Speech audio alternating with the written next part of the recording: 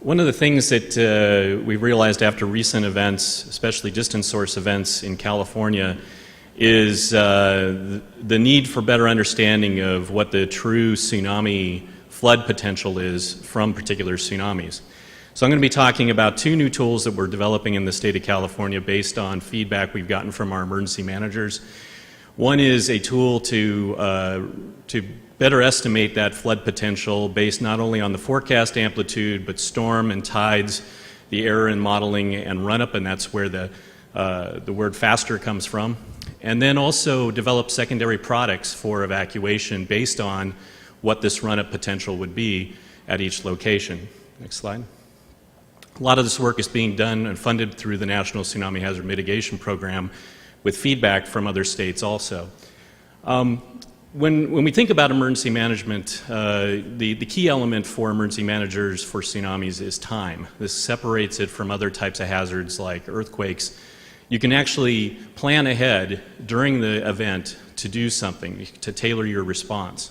For a local event where there may be only 10 minutes before the tsunami arrives, obviously there's very little ability for the emergency managers to influence evacuation. All that has to be done ahead of time. Education is the key. Getting that message across that if you see or feel the natural warning signs for an earthquake or the tsunami, then you go to high ground immediately. But when you have a regional or a distance source tsunami, you can have anywhere from 1 to 15 hours before that tsunami arrives along your coast. And that time gives you a lot more options on not only understanding the products coming out from the warning center, but also being able to take action and complete that action. Next slide. So in California, we have this whole breadth of different types of sources. On our north coast, we have the Cascadia subduction zone, where it would only take minutes for the tsunami to arrive from a very large earthquake offshore. And for that area, we really emphasize the planning of getting the message out to the public of pre-planning, making sure they understand the education of understanding that connection between earthquake and tsunami. But for that particular source, it takes 2 hours to get to San Diego. So that's some time for San Diego to prepare for that source. For other sources, Alaska, it can take from 4 to 6 hours. But for other sources around the Pacific, it takes 5 to 13 hours. And that's a lot of time for planning and the ability to call for certain types of evacuation. Next slide. In California and in many other states, there are really only two options right now for emergency managers. One is to call no evacuation, or to call a very limited evacuation along the waterfront to beaches and docks and piers, or they can go with their full hazard evacuation, and that's what's in their plans right now. If they get an inundating event, they can call for their full evacuation. In many cases, though, this full evacuation goes to a 10 to 20 meter elevation, and in a lot of cases, this is very it's an over evacuation in many cases. But we've provided inundation information to all these communities for various scenarios, and they've prepared their evacuation maps accordingly. Next slide.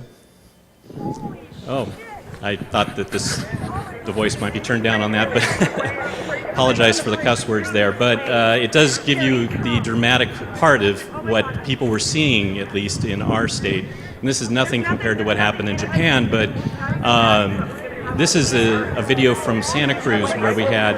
Yeah, we were right there. Thank you. I might learn a few more words, too. I don't know. But this is an example of what happened in Santa Cruz, where we had the tsunami was expected to, we were in a warning level alert status, but it was expected to come in at low tide conditions. So the water stayed within the tidal range. But unfortunately, the emergency managers really had a hard call here about to evacuate. And you can see all the people that were lined up along that road were in harm's way. If we would have had this occurring at high tide, that whole road would have been flooded out and those people could have been casualties. So the key thing that we wanted to try to do is give options for emergency managers to understand what would happen at low tide or high tide, and then have a plan in place for evacuation for something like that. It really varied in our state for evacuation. In places like Crescent City, they called for a full evacuation of their zone. It went up to about 60 feet or 20 meter elevation. and really they had very little inundation in the city. But in other places along our coastline, we had very little evacuation. Very few communities evacuated at all. So this really created a problem where we need to understand what we can do in these minor or moderate warning level tsunamis and provide information to the communities. Next slide. We can provide information, and Pat mentioned the playbook approach from the maritime perspective, and we do the same thing here with the evacuations. We call them evacuation playbooks. The idea is that the tsunami provides the offense, if you will, a sports analogy, and you call a play to defend that tsunami. And that's what playbooks are kind of meaning in our reference here. And there's two different types of playbooks that we're developing. One is scenario-based, which is for local and regional events where there's very little time for emergency managers to wait for the warning center to tell them what size tsunami might be arriving in their area. So giving them modeling information for the Cascadia subduction zone and the Alaska subduction zone, what the impacts will be. They can directly go to their evacuation plans for those two scenarios and be prepared in the case of a tsunami from those areas. The other types of scenarios that we're looking at, or playbooks, is what we're calling elevation-based playbooks. And these vary with, if you have more time, if you have more than about 4 or 5 hours to prepare an evacuation or response, we can get more information to you. And those emergency managers then have a little bit more tools at their disposal. But they need to plan. They need to have some kind of plan in place to be able to respond to whatever size tsunami is coming. So the first part of this is trying to understand what the flood potential is, and that's where the FASTER program comes in. Next slide. FASTER is a very simple approach that looks at just the different factors that influence tsunami height or flood potential at each location. It includes the forecast amplitude, the storm surge for a particular area, the tidal conditions for like the first 5 or 6 hours, which is the main part of the tsunami, or for a 24-hour period, so we'll be providing information for both. The error potential in the FASTER, or in the forecast amplitudes, which is on the order of 30% based on information we've looked at from recent events and also talked to the warning center about. 30% seems to be an appropriate level to kind of add on a little bit of cushion for the error potential. And then the run-up potential at each location. Each location has a specific run-up potential based on elevation or bathymetry and topography for those sites. So for example, if we would use this in the 2011 event, we would have come up with a much smaller potential for flooding in places like Crescent City, and they probably would have had to evacuate. If they had a plan in place to evacuate to this line, they could have evacuated a fifth of the area they had evacuated. And for other areas in our state, if we had to evacuate to the maximum line, it would be hundreds of thousands of people that would need to be evacuated. So the ability to call for smaller evacuations or phased evacuations is very useful for a lot of our emergency managers. Next slide. So where do we get a lot of this information? Well, the warning center sends this information over the first hour to 2 hours. They're developing, they're running their models, and they're coming up with forecast amplitudes or wave heights for that particular tsunami in that time. We get information for 60 locations along our coastline, and then for the FASTER approach, we interpolate into all the other communities based on those 60 locations. Next slide.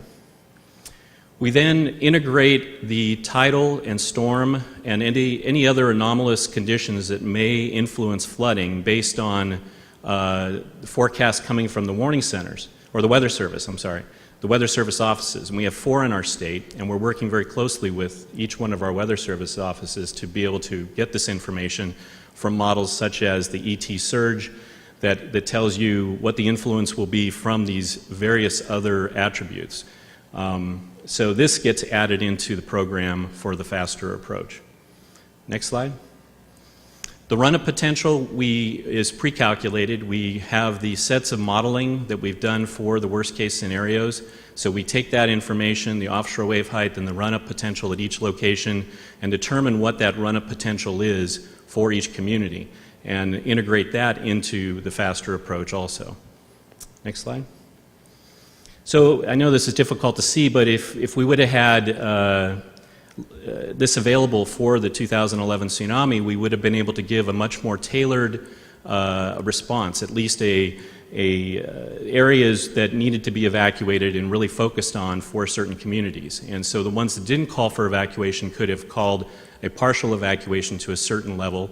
The ones that called for full evacuation could have, backtracked and maybe had a smaller evacuation plan. But this would have given them more information for pulling that off. Likewise, if we have high tide conditions, this would have also been a good chance to show that we didn't need a full evacuation, but we could have had a tailored phased evacuation take place. Next slide. So these are what some of our phase evacuation plans look like for different levels of flooding. And typically the phase 1 is for advisory level tsunamis below 1 meter compared to mean sea level, and you need to have a reference elevation. We use mean sea level for all of these maps. 1.5 meter for phase 2, 2.5 meter for phase 3, and then some communities want to just use the maximum phase after that, and that's full evacuation from the maximum events. Next slide. We also put this in a table form in a playbook, and this is an example of one of those playbooks here. And this table form not only shows what the phase, what it is for feet or meters, what that means in mean sea level, but also what it means from a standpoint of mean low, low water and mean high, high water, depending on your point of reference. A lot of the maritime community likes to use the mean low water reference point for starting an elevation. And then also we have in these playbooks associated pages in the playbooks for each one of these phased evacuations. Next slide. So in essence, in real time, while the warning center in that first hour to 2 hours is putting out the tsunami forecast or the tsunami amplitudes, getting that information, in the background we are also collecting the information and plugging into the program the storm, the tidal, the error, and the Runup potential for each location. So once that information comes from the warning center, we can plug it into the program. It's all automated, and it spits out a response basically like the top page here, and that's all the emergency managers will see. They'll see what the faster number is, but more importantly, they'll see what phase recommendation to evacuate, a minimum evacuation phase plan to use, and that reference that they can go to. And then if they want to dig deeper, they can look more closely at some of those numbers that influence the rest of the FASTER project. Next. So on the back page of the playbook, we have a quick reference guide so that if we tell them, go here to a certain phase, or if there's a certain phase evacuation that's called for their area, they can go to the page within the playbook directly and get this information. For example, one click here. If Eureka was going to have a phase 2 evacuation called, next slide, they could go to the 2 pages for that particular phased evacuation, and they would have an evacuation map on one side and a written instructions on the other side of what the plan would do and their response activities. And as Pat mentioned, these emergency managers would also fill out details about what they would do for that particular phase. Next slide. So overall, we see this beneficial in a number of ways. We feel that it'll provide more accurate real-time evacuation using the FASTER approach, and also in the future, and I think there's talks about it here at the meeting, that the warning centers and PMEL are working on real-time inundation maps, and those maps can then be compared to a phased evacuation, and by doing that, those phased evacuation plans, which the emergency managers have already worked with, will know what kind of evacuation to pull. So both types of products can be utilized in the playbooks. We expect to have more consistent response strategies statewide and between communities. We want them to be planned and exercised, or make sure that they are exercised so they get up on to speed how to use the playbooks. The playbook GIS layers can be used for reverse 911 calling, and that's really important for really focusing the attention, knowing where to stage critical assets based on these playbooks, and then reducing the business disruption, that potential business disruption and potential other issues or injuries that may occur with over-evacuation can be tried to be reduced. Next slide. So I appreciate the time. We have this information on our website in a new report. If you want to go look at that or come talk to me during the meeting, we can talk more about how we are using this product. Thank you.